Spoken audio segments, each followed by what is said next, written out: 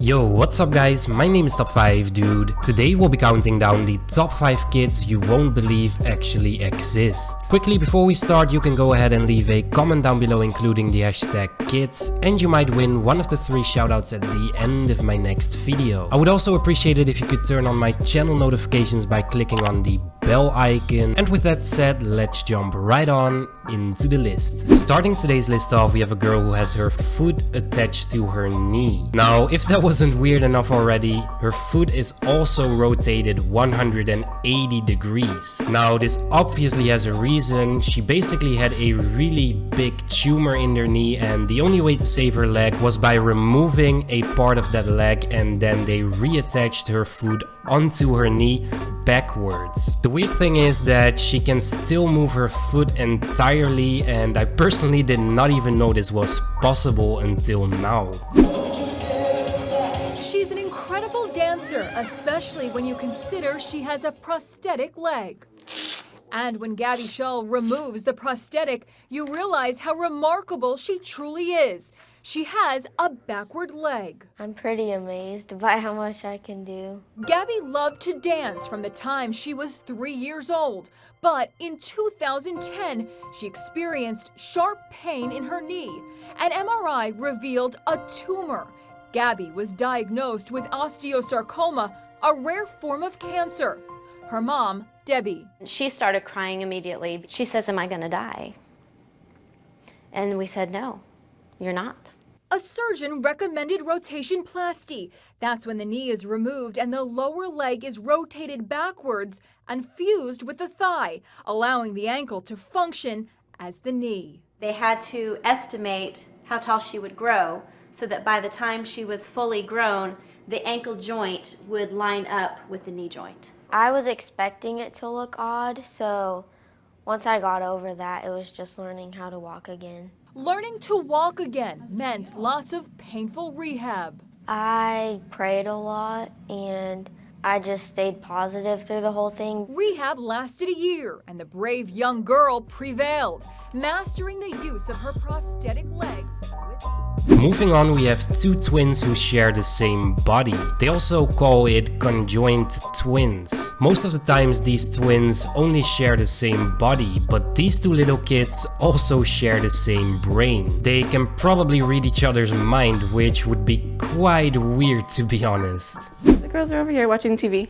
Tatiana and Krista Hogan are what's called craniopagus twins. That one's Tatiana. Hi, Tatiana. Oh my gosh. And the bigger one on this side is Krista. Hi, Krista. They are connected at the head, but it runs more than skin deep. They share a brain. You girls are happy this morning. Oh, they're happy all the time. Are you?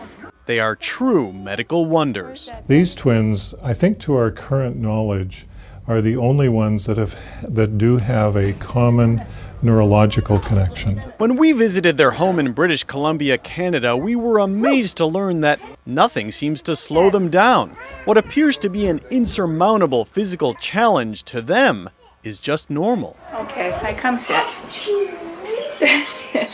Tell me about the similarities and the differences. Tatiana is more of the laid-back one. She'll do anything her sister tells her to. She doesn't usually fight with anybody unless they step on her toes one too many times. And then Krista is the more of the aggressor. She is I call her my little bully. Next up, we have a 17-year-old girl who sleeps for a week at a time. Now, this teenager suffers from a rare syndrome that causes her to sleep for a very long time. Obviously, this is not convenient at all since she misses out on a lot of stuff that we get to enjoy. Now, they do say that most of the people with this syndrome grow over it after like 10 or 20 years, so I hope for her that she will be better by then. Louisa Ball isn't your average oversleeping teenager. I think, oh, I'm going to lose my daughter again. No. Do you want to have something to eat? She suffers from a rare disease that keeps her in bed, passed out for weeks at a time, and has her parents losing sleep from worry. When you know that she's asleep for that length of time, you feel as though you've lost her for that period. The ordeal started for the Ball family 2 years ago, when a case of the flu triggered the beginning of Louisa's extreme sleep episodes. It was a difficult time. Worried sick, I suppose, is the expression. During her long slumbers, her parents could only rouse her for bathroom breaks and ravenous feedings. She'd go through a whole packet of biscuits, or she'd eat 5 or 6 packets of crisps, anything she could get her hands on, and it was a case of almost like a hamster hibernating, and the food would get stuffed in, and you'd have to step in and say, well, that's enough.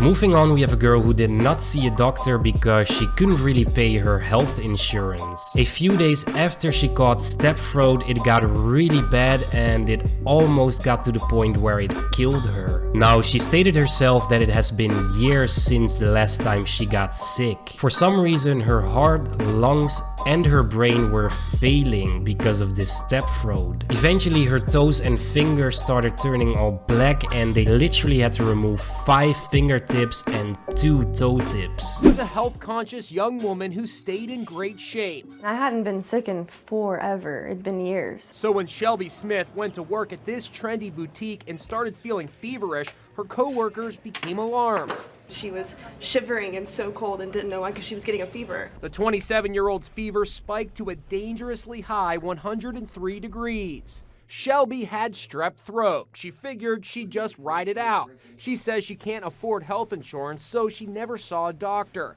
Unfortunately, her condition deteriorated. My nose was turning blue, almost purple. Her boyfriend Caleb called 911. Shelby was rushed to the ER. I thought that I was losing her. Yeah, that was the most terrified I've ever been in my life. Her heart, lungs, and brain were failing. I would say that I was as close to death as you can be without dying. The untreated strep throat had developed into a sepsis infection. Her fingers, feet, and toes were turning black. It looked like I was turning into a witch, honestly. Like a creepy witch you would see in like Hansel and Gretel or something. Like they were completely black. Then came the unimaginable. To save her life, doctors were forced to amputate fingers on her right hand and a finger on her left hand. 2 toes were also amputated on her left foot. Her stepmom, Carrie, couldn't believe all this started with strep throat. On the #1 spot today, we have a little boy who was born without any limbs. Now, you would think that this kid wouldn't be able to do anything simply because he lost his arms and his legs. Well, this kid can pretty much do anything that we can also do. He even knows how to use a Xbox controller. He's probably even better at games than me, which isn't quite hard, but yeah. I personally really admire people like this. Even though they have a really tough condition to live with, they always try to make the best out of it, which is what life is all about. 11-year-old Tayo from Chamis, Indonesia, was born without arms or legs. His mother was never alerted to his condition when she was pregnant, or even just after she gave birth. Ya kaget aja, kaget. Dikira normal gitu, dikira normal. Anak saya dia yang banyak gitu, yang udah lahir normal semua. Sekarang ya yang bungsu gitu, nggak tahu bidan nggak bilang apa-apa, katanya normal gitu, bagus, nah normal sehat kata bidan. Ya anak-anak sama suami nggak dikasih tahu, udah sore pan semalam gitu, lahirkannya semalam, tengah malam. Ya kaget gitu, kaget. Sekarang mah nggak punya perasaan apa-apa, ya, biasa aja, nerima aja gitu. Previously, the family received financial aid from the government. Dulu mah ada, sekarang mah nggak ada.